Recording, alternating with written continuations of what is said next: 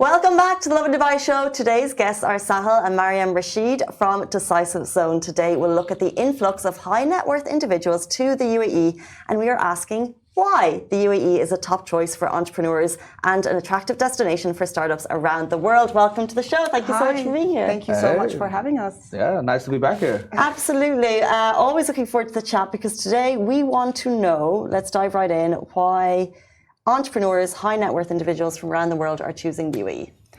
I mean, look, when I first came to Dubai, I was like, I wanted to move here and start a new career, but I didn't know what to do, where to go.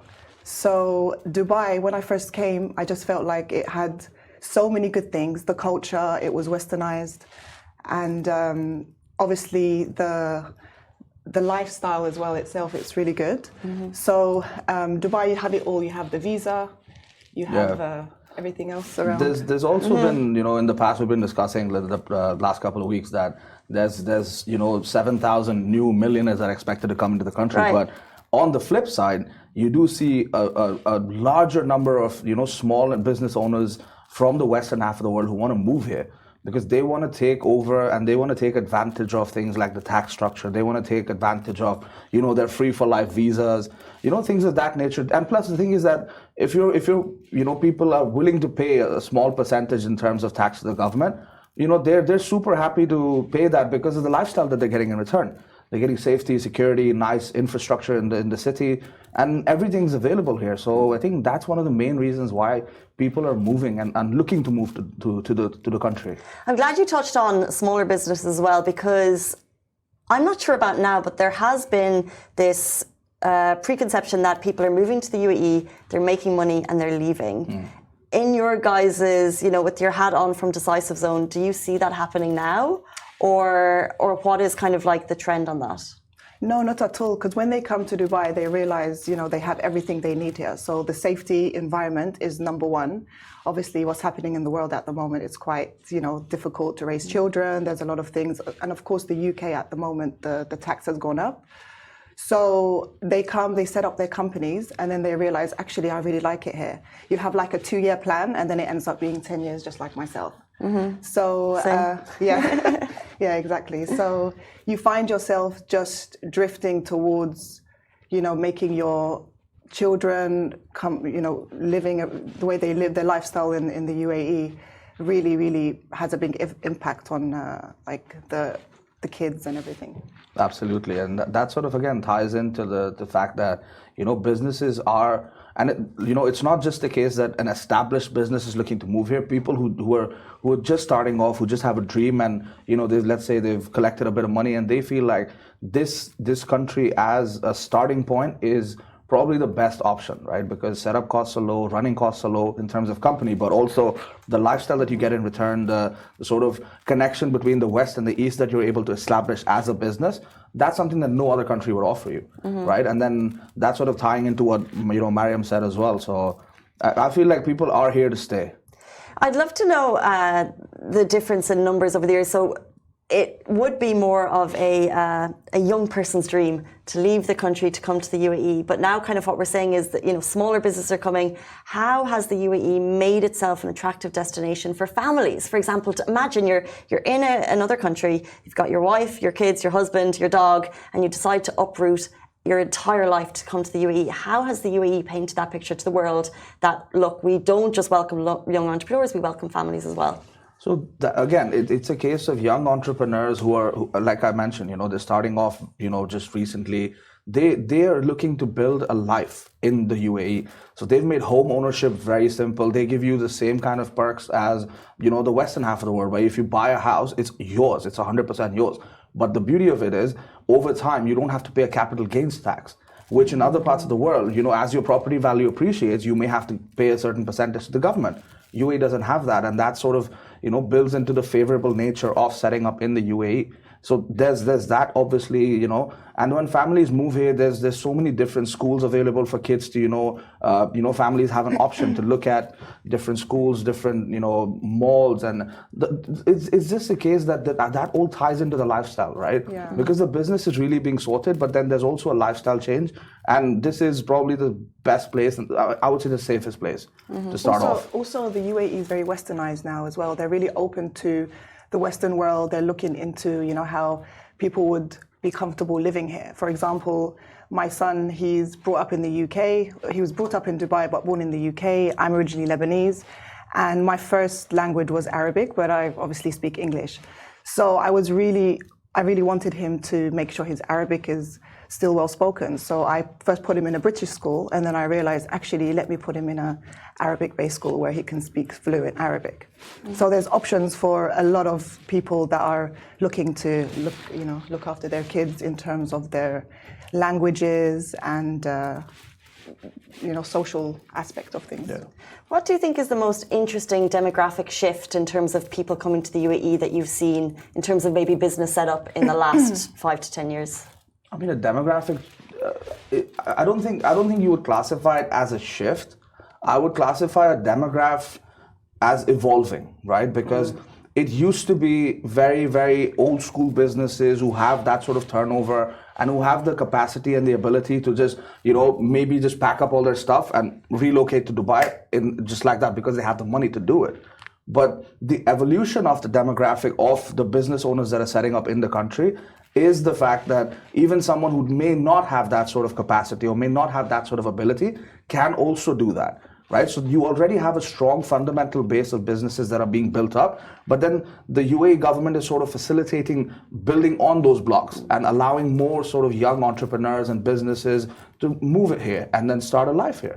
So then what does that say for potential business owners already in the UAE? Are we getting nervous from the high interest from abroad? Does that cause a competitive market for the better, for the worse? I mean, as economics goes, that competition is always good for business, right? Like that's the fundamental of economics. So if there are businesses that are coming into the country and, let's say there are brands in the region or in the UAE that may have had a monopoly sort of a business model for a long time, now it's a case of competition. So they have to also step up their game, improve the quality of their product or service, work on pricing, work on things of that nature, and sort of stay true to the culture at the same time. Right, so like that's the reason why I mentioned it's not a shift. I would classify it more as evolution, to be honest with you. And when you have this small businesses here, can you speak to the UAE supporting them? Like, is there support in place for small business trying to establish themselves in the UAE?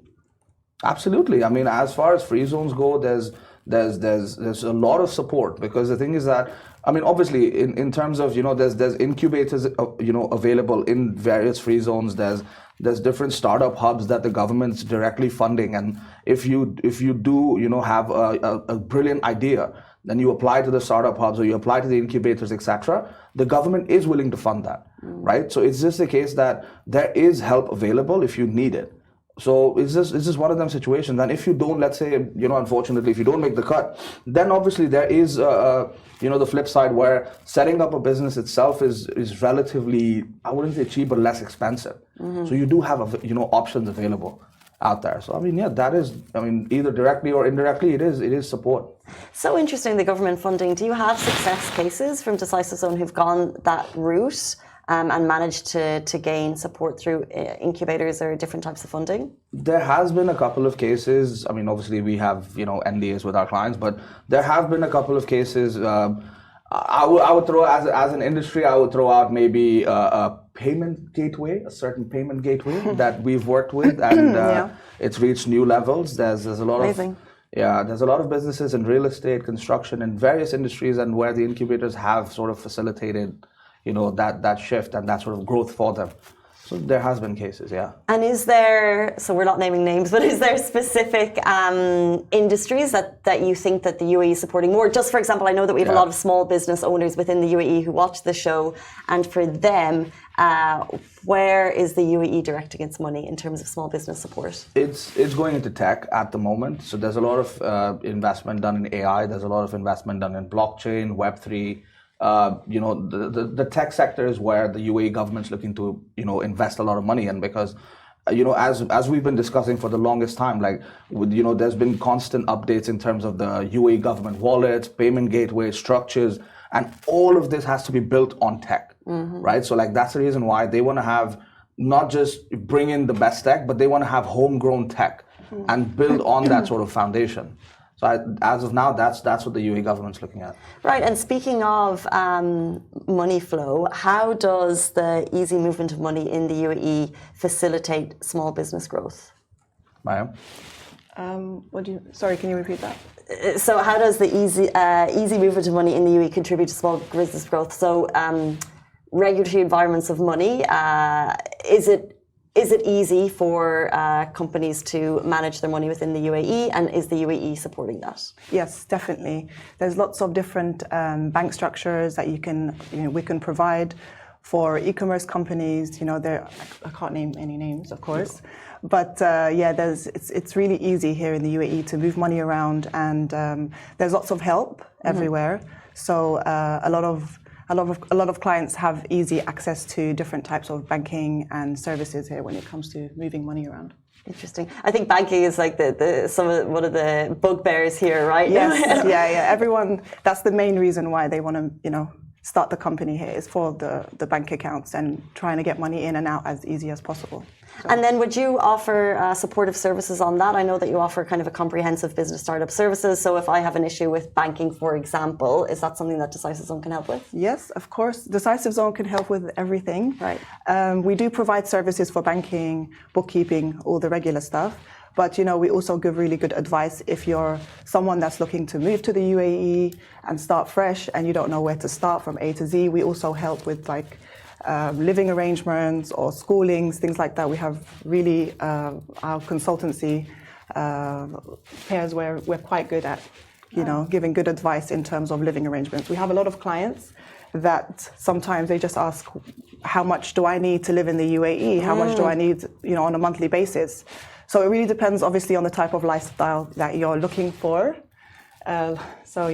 That's so interesting, because my sister lives in the UK, 3 kids, and they talk about moving to Dubai regularly, and I'm living on Facebook groups where someone puts on the group, I've got 20k, is this enough, is this enough? So if you're watching the show and you've got family abroad who want to move to the UAE, get them off the Facebook groups, because they are negative, and send them to Decisive Zone when you have a consultancy service. That's amazing. Absolutely. Interesting.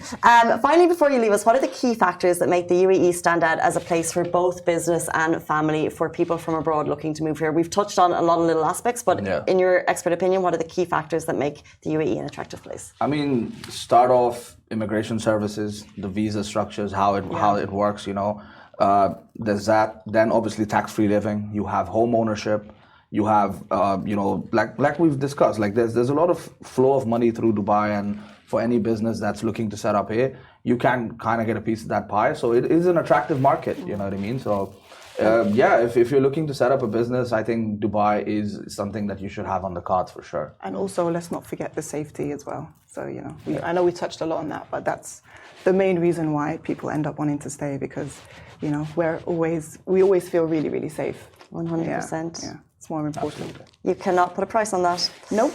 Guys, that is Tuesday Visa Talks with Decisive Zone. Guys, thank you so much for joining us. Thank you thanks for so having much us. for having us.